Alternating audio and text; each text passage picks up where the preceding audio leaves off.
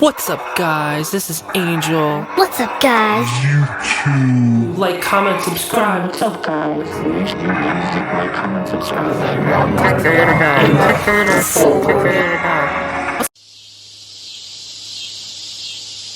So, this is my first video in this format where I talk to a camera. I'm going to be talking about the Drip Mental album today. I decided to do a series of videos in which I talked about past albums and some things about them, what went into them. Somebody also started a subreddit for Fire-Toolz in which people can pose questions to me, but also so that they can just talk about whatever they want. And I'm going to be going to that subreddit to check and see if any of the questions fielded in this thread here have to do with Drip Mental. Since a lot of the interviews I've done and a lot of the articles that have been written about my music don't really go into lyrics or lyrical meanings besides maybe whatever the press releases mentioned, I thought I would use this opportunity to talk more about lyrics and song meanings. And definitely about the music too, but let's go through this in order. Oh, someone, actually Mr. Doug, asks about the first track on the album. The first track is called Subconscious Pills and Relics Part 2, and Doug is asking about Subconscious Pills and Relics Part 1, and if we're ever going to hear it. Well, it exists already, and it existed long before Subconscious Pills and Relics Part 2. There's actually an album you can find on Bandcamp. I released a couple tracks under the moniker Jelly Moonlit Light. The acronym JML corresponds with the initials of my former name, Justin Mark Lloyd. And for a while I was just trying to think of different things that my initials could stand for when I would release weird one-off releases. This question I'm reading here from Drowsy Frankenstein says, Files, he's referring to my first album, Even the Files Won't Touch You, in which I've removed from Bandcamp and YouTube. He says, Files is pretty different from other Fire-Toolz albums. Is that why you're covering Drip Mental first? All Death Is You is obviously the first Fire-Toolz song to do big numbers, but it's also very different from what you're doing now. So do you see the progression from Drip Mental to present as less of a stylistic departure from the rest of the Fire-Toolz catalog? Is it easier to look back on the songs and themes of Drip Mental than Even the Files Won't Touch You? I feel a lot further from Even the Files Won't Touch You than I do from Drip Mental. And even though I feel so far from Drip Mental, Even the Files Won't Touch You is kind of like another universe. It was a place of utter despair and a little bit of spiritual awakening, but mostly struggle. Even though Drip Mental is just a step up from there, with more spiritual awakening and a little less struggle, it's still very much a lot of struggle and a lot of pain. But when I made Drip Mental, I looked back on Even the Files Won't Touch You and thought, wow, I don't know if I should have even said that. Yeah, it was where I was at the time, but I think I was kind of doing edgy in my own little way. It was only edgy, I guess, in my head, and anybody that would have been in my head, which no one was but me. Maybe not for the audience around me. I was being a little overdramatic. I was exaggerating a lot because I was feeling so badly and so confused and struggling so much. Drip Mental has some light in it. It has some recovery, it has some reflection, and I see more difference between Even the Files Won't Touch You and Drip Mental than I do between Field Whispers and Rainbow Bridge. And I'm talking about where I'm coming from as an artist and writer and all that. I'm not necessarily talking about the sound of the songs. I wanted to start from Drip Mental to kind of lay a foundation and then later get into Even the Files Won't Touch You as a sort of just really looking back into an old life, I guess. So yes, it's much easier to look back on Drip Mental than Even the Files Won't Touch You. I can look back on Drip Mental, and though I am really in a totally different place, Drip Mental feels like how this all began. and even the files won't touch you feels more like where all of that other shit ended. Someone else in the Reddit, Twist Up 2, asked, what was Drip Mental's aesthetic inspired by? I assume this person is referring to the visual aesthetic. You know, aesthetic can be defined in such a way that encompasses beyond just the visual element and the vibe it gives. At first we were going to do iPhone aesthetics, like an iPhone layout where the track titles were text messages or apps on the screen or something like that. But I quickly decided that I just didn't want the iPhone, even though I say iPhone in the lyrics on that album, I just didn't want it to be the thing. I didn't want to be the iPhone album. And Fire-Toolz has always been just really, really who I am, reflected into music, poured into artwork and videos. And I felt like that wasn't going to be honest, so I tried to do something that really felt close to home. And that ridiculous gradient that you see in all the artwork just makes me feel really good. It feels like me. If you were like, Angel, if you were a gradient today, what would it be? And that was where I was at the time. Like, I'm always feeling red. I always have red in my aura? I don't know, I've never seen my aura, but I'm pretty sure it has red in it. It felt so cozy to me. So, like, it was almost as if that was my office, or if that was my office when I was younger. Because so much of my work is connected to my childhood in some way. It's inescapable. So I was recalling, like, my old computer room when I was growing up, and just the coziness of being there alone. The soccer ball imagery is kind of like a whole separate subject. I've talked about it a little bit on podcasts and interviews, and maybe I'll go into it in a later video. The soccer balls that are on the front of Drip Mental are kind of a symbolic thing. To me, the soccer ball sort of just represents me, or an aspect of me. So they're just there as decoration, but they make a statement. That's they seem to just say, not my name, but if you were to put my presence just into like an object and present the object, like, that would be how to do it. I said I would get into this in a later video, but I will say the soccer balls have nothing to do with soccer. They have to do with a dream when I was a kid. They also have to do with my admiration and fixation on spheres and spherical imagery. The vocals were recorded while I was driving. I was just yelling into my phone one day when I was driving through the neighborhood of Pilsen in Chicago after not having been there for a while. The words were all chopped up and placed throughout the song, like, after the fact. It's post-production. I did not perform the words that way in the car. In fact, a lot of the words are stretched out or squished together or something. I really just like to sculpt my songs rather than perform them, and any performance that comes out of it, I would say 90% of it sort of comes later, where I'm learning how to play what I recorded and then playing that live. But on the recording, a lot of times things just come together piece by piece, note by note, phrase by phrase. The line, woke up and found myself hunting for a warm place, is definitely referring to Nine Inch Nails' song A Warm Place. And I've always loved Nine Inch Nails, and I've always perceived a warm place, that phrase and that song, to kind of hint at, I bet Trent was talking more about a drug-induced state, but to me I always took it as and when I say I was hunting for a warm place, I was referring to the fact that I was,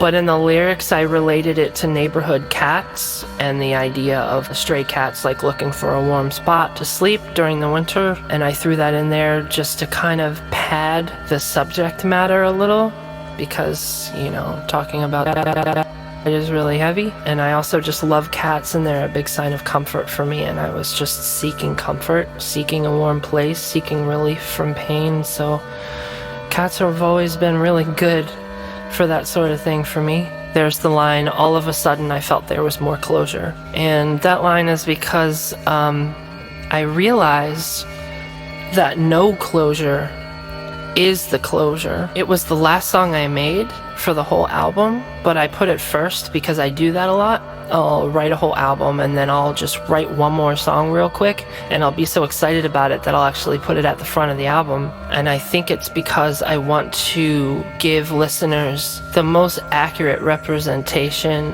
of where I am as quickly as possible, as soon as possible, as clearly as possible. This is why any single of mine tends to be something that covers a lot of ground.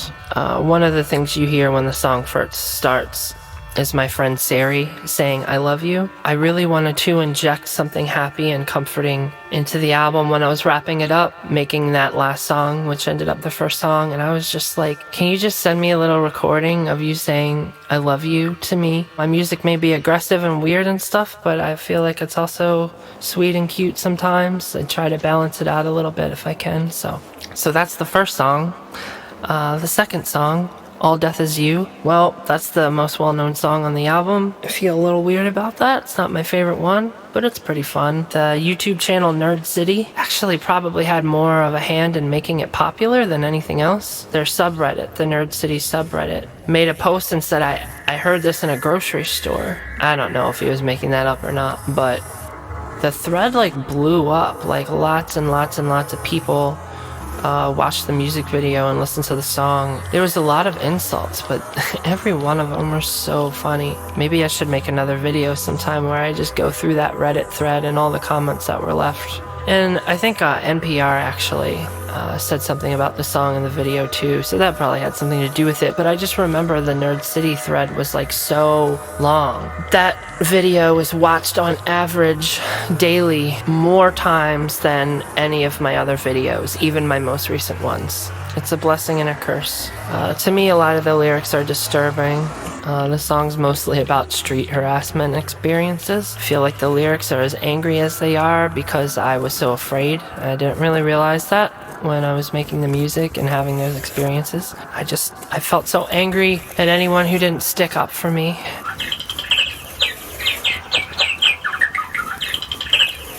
That's my bird clock. All Death Is You too, the next song. It's kind of a continuation of the story, a little bit more poetic though. I'm kind of proud of a lot of the words. It kind of reads and delivers as a rap almost. I was thinking kind of a more nu metal vibe in my head when I was recording it, but the beat ended up ruining that feel because the beat can be very kind of hip-hoppy. The lyrics have a lot of conflated stories just for the sake of presenting multiple ideas in the same sentence.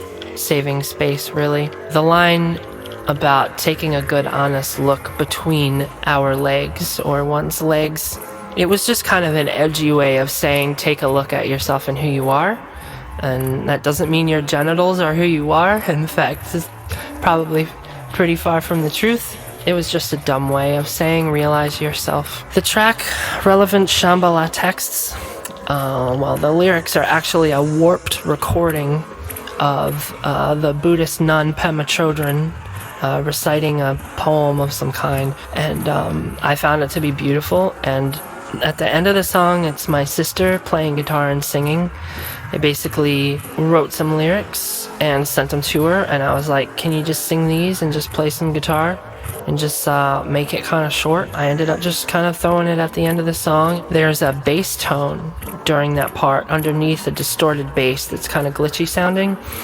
That bass was actually her guitar and vocals recording duplicated. What I did was I tried to filter out all the frequencies except the fundamental the lowest frequencies in the recording she sent me, which were on the guitar and were mostly whatever the bottom string on the guitar riff she was playing was doing. So I tried to isolate those notes, and then I synthesized them, and then I processed them. So what you might be hearing is like a... but it came from someone singing and strumming open chords on a guitar. So again, I really love to sculpt my music rather than perform it. The graying of the Crocs, the Halloween sound effect at the beginning of the song is just a toy I saw in Target during Halloween time, and it's like a maniacal, creepy laugh, and then it says, "Look behind you."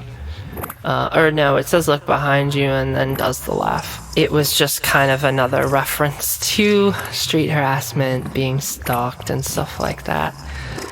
Even though that's not really what the song was about. I have a tendency to put quotes that are relevant to other songs in the wrong songs, because who gives a shit, right? On the front of my first album, Even the Files Won't Touch You, or not on the front, but on the cover of the remixed album, Further Down the Files, there's a croc, like one of the shoe croc things, a yellow one, and it's on fire. That croc imagery kind of symbolizes me having been set on fire by, I don't know, the people and the circumstances that I was going through, because it was very, very just kind of victim oriented, and just felt like everything was happening to me, you know? At one point I sing the words, "There's always something there to," I sing the same melody as, "There's always something there to," that song. I allude to that song when I sing those words, and also a little after that, there's the line, "You'll always be a part of me," which is in that original song. But I don't know if anybody really noticed. My friend Lulu of Gelset, she contributed some beats and some synth bass loops to the song, and she contributed some vocal lines. I wrote some stuff for her to softly speak. And also for the song, I got a bunch of friends of mine to yell the word "cush" into their phone, and I just mixed them all together and panned them around, and I was trying to talk about kind of like the wonders of weed and how comforting it was to my anxiety, and how helpful it was, and how much I enjoyed it. Moving on to the next song, Busy Beaver Lunch Break. This is probably my favorite song. It's the second longest song on the album, and it just has a lot to offer as far as texture and mood and lyrics, and does a lot of different things. A lot of it was kind of like spoken word, because again, I was just talking into my phone when recording it. I don't do much spoken word, and I feel like I should. Sometimes it can be really corny, but I don't know, I really like the way I did it in this song, and I haven't been able to really produce anything like it since. I haven't tried too hard, but it just hasn't come together, and I kind of want to in the future. So the song is just basically about lunch breaks at work, and again, about being harassed in the street and taking alleyways to avoid that, and getting kind of stoned on those walks. And as silly as it may sound to you all, just having kind of groundbreaking or eye-opening sort of blowout experiences, kind of like hitting my one-hitter and walking alone through these alleys with headphones on, listening to various spiritual discussions or panels, or even audiobooks or teachings or something like that. So many fond memories of my lunch breaks when I was working that job. I just feel like so much of my life today has been molded and shaped by working that job, taking walks by myself, and kind of being in my own world. The next track, Spirits Bit, it stars the cat that Rainbow Bridge is sort of about, or uses as a talking point. Breakfast being her name. She passed away in December of 2018. The anniversary of that occurring is coming up in a few weeks on December 20th, by the way. That track is just it has a lot of generic sound effects that I downloaded from various websites, like the thunderstorm and the computer sounds. Basically, the scenario of the song, what happens is she comes down the stairs into a basement during a storm and pops in a Telepath CD, which I don't think exists. I'm pretty sure the album of the song that I put in my song, I don't think it was ever released on CD, but you hear an old CD drive open on the computer, and she presses play and starts a Telepath song that I really love.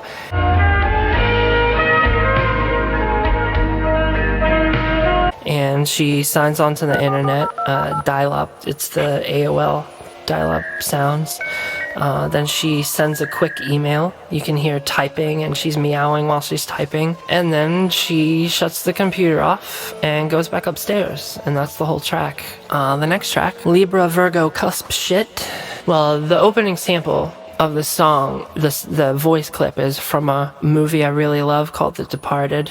It's a Scorsese movie. The squealing and stuff you hear and the sound is sampled from old Pregnant Spore recordings, which is a moniker I used to use when I was doing like harsh noise and like abstract weird stuff, tabletop stuff, pedals and mixers and stuff like that. The part later in the song where it kind of breaks and it's like dueling arpeggiated guitars and it sounds super emo. That's something I had on my computer for years that I recorded a long time ago on a Boss Looper pedal. The next song, To See My Hatred Clearly, actually started off as a Jimmy Eat World cover. I was covering the song of theirs, pretty early Jimmy Eat World release and song. I'm pretty sure they recorded it maybe during or after their first album sessions. But I kind of gave up on the cover and just changed a lot of the stuff. Maybe one day I'll do that cover. So the song is just kind of about sexuality and sexual partners, because I, like I said, was in a stage where I was just kind of exploring gender, sexuality a little bit. Not really exploring it like in real life, just kind of in my mind, really. The song doesn't have much to do with hatred at all. It's more about transfiguration and transcending. We are getting closer to the end. At the Pigwell, well, that's referring to a comic that my friend Margot made. I haven't seen them in a really long time, and I miss them a lot.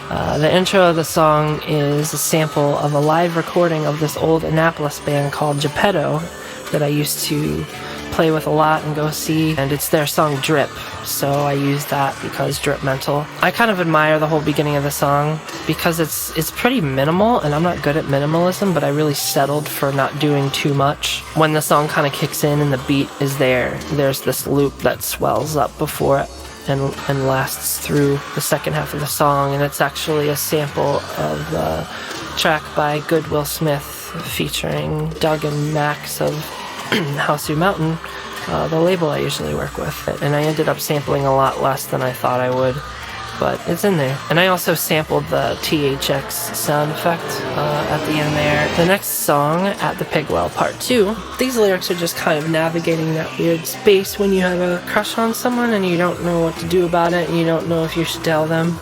And I don't really write about stuff like that anymore, but I kind of like the lyrics. I think they're really poetic and kind of cute. My friend Jill recorded some vocals for me, Jill of Forced Into Femininity. And also in the song I sampled a measure and a half of my friend's band Swila Loon, who are from Sweden. They're like a beautiful melodic screamo band. And now we're at the last track, which, despite All Death Is You being the more well-known song, I feel like this one's the favorite. It's actually just a question mark as the name, but I call it Auto Brightness, which is the code name. I gave all the track titles code names. The song came together in my head like almost entirely at once in one day, and I didn't know what was happening. I was just making it and it was just coming out, and it was so easy. And when I was done, I was like, whoa, like this isn't what I usually make. Like, I don't know, it felt like a spiritual experience or something. And I paid somebody on Fiverr to do the sax solo. The first one I commissioned wasn't good, so I commissioned another one to someone else, and it was great. I changed a few of the notes, but now I love it so much that I covered my own song, did a different version of it where I transcribed the sax player's solo into keyboard parts, and that can be heard on the remix album I did. What I can say about this song is that it's a rough one for me lyrically. I avoided performing it live. I finally did it at my release show, but I felt desensitized from it enough at that point to perform it. I mean, it's a breakup song, but that breakup song was really traumatic. Or that breakup was really dramatic. It's not something that I like to make music out of anymore. When I revisit it now, you know, even though it's a part of my everyday life, it's just the way that I framed things back then was really unhealthy, self-defeating, super self-unaware, not compassionate toward other people, not understanding. It was quite delusional. I mean, my pain was real, but I was a mess and not processing anything in a healthy way. There's a part in there where I sample Ghost Town DJs. That song makes me cry in general for some reason. It makes me think of my ex-partner being happy and free. And the idea of my ex-partner that I wrote this stuff about, just the idea of her being happy and feeling just better, just like the joy that fills me with is crazy. This song was so difficult for me that I didn't even want to make a video for it, so I paid my friend Christine a little bit to put something together. And I like it because the video is very separated from the meaning of the song, and it's just her fun and awesome way of interpreting it. And the robotic vocal sample that goes throughout the song is actually Bill Gates talking about how the internet is cool. So those are all the songs. Before I finish this up, I want to just go over some questions that other people have fielded to me via Twitter about Drip Mental. I was asked what the haunting screaming sample is at the end of All Death Is You. I'm split 50-50 on if it's you screaming or from a horror movie. Well, the answer is it's me.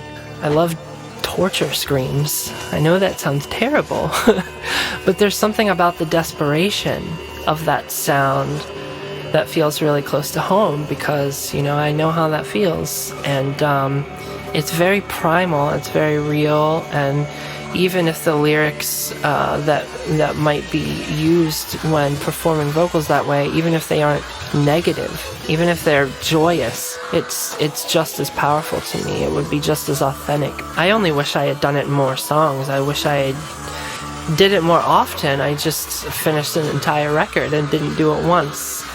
I keep forgetting to do a slam part too. I really want to have like some like death metal slam parts in my songs, and I'll finish the song and be like, damn. Somebody said, where's the dead end sample from on Graying of the Crocs? That is from the movie Labyrinth, which is one of my favorite movies, and it's supposed to be a response to the Halloween toy sample that says look behind you. Someone says the scream-esque sound on this song, I guess they're referring to Graying of the Crocs, at 44 seconds sounds like a part of when Dorian Electra sings the word grand at 119 on their song Musical Genius. It's like you went into the future and grabbed that sample. Well, that sample that you're referring to in my song is also from Labyrinth, but I time stretched it. So maybe that's what Dorian did with their voice too. My friend Josh asked me, and he said, I want you to dish on all things Busy Beaver Lunch Break. I guess that's his favorite song. I think he told me that once, and you know, like I said, it might be mine too. Well, I did talk about it a lot already, but he asked, for one, how did you do that beautiful phasing Doppler-y sequence around 1 minute and 5 seconds? Feels like I'm between car radios on a summer day. Well, I'm not exactly sure what he means, but there's a few things going on during that spot. There's some chopped and screwed Rippingtons. There are some drums that I programmed. There's also an anime sword sound effect in there. And there's a really loud recording of my partner yawning. But because it's a yawn and it's just kind of like hissy, like a breath, you don't really like notice because it's like really loud above everything else. It would normally be a very quiet sound that you hear, so it's strange to hear it on top of all this loud music. And I'm playing with panning a lot there too, so I think it's just a combination of sounds happening that's making you think you're like drifting between car radios. I do a lot of stereo imaging stuff, so. One of my closest friends asks, is there any reason for the runtime of the record being exactly 49 minutes and 30 seconds, which is 2,970 seconds? No. What's your least favorite song on the record, and why is it auto brightness? He knows me too well. Well, I guess I talked about this already. It's just really difficult and rough subject matter wise. That's all. I think all the melodies and the solos and stuff are really cool. And I think just the sound of the music is cool. Like the black metal shrieking over a kind of like sort of mid-tempo, almost kind of slow, like new wave kind of sound almost, or something. I don't know. I think that's kind of cool. What's the purpose and meaning of the code name suffixes in the titles of the songs? None, really. It's just an opportunity to further decorate. And I mean, take a look around my room. I love decorating. I don't know. I wanted to embellish all of the songs with something else. I felt like the titles weren't enough. It would be cool to give them code names. I wish there was a concept behind it. I wish there was a concept behind why I focused on iPhone features and stuff for code names, but there's really no rhyme or reason. In fact, none of the code names correspond with any of the songs in any relevant way. What synthesizer do you find yourself using most during Drip Mental? I didn't really focus on a synth for Drip Mental. I was really just all over the place. All kinds of free ones, some cracked ones, lots of sounds made in ways that might come off sounding like synths, but they aren't. Drip Mental was really scattered in its palette. I purposefully tried to avoid doubling up when possible. It wasn't until Inner Being that the real Fire-Toolz synth sound, I guess, started to become a thing. If I were to choose any synth to be the poster synth for Drip Mental, maybe Sculpture, which is a Logic synth. Maybe Tyrell, which is also free, I'm pretty sure. Logic's retro synth I used a lot. Nothing fancy. I probably started messing with Alchemy at some point when making the album, because you can hear it in the bonus track, but so that's about it. I think we've gone through a lot of the album, and I honestly don't feel like we scratched the surface. I think it's just because I feel like I put so much into my music that I can't describe. And that doesn't mean it's extra special or extra valuable or anything like that. And words are just so pixelated. You can't describe the nuance of things, especially when they feel so nebulous and like visceral. I have a lot of weird feelings about Drip Mental and even more about the material I made from before that. But what I can say is consistent is that I didn't think about any of it. I just made it because it's just what wanted to come out. What do the YouTubers I watch do at the end of their videos? They talk about liking, they discuss subscribing, they discuss commenting. If you want to leave questions in the comments, I can take a look at them, maybe answer them in a later video. Feel free to ask questions about other albums and I'll save them up. And I hope this was informative. Again, I feel like I didn't even say anything. I appreciate your support regardless.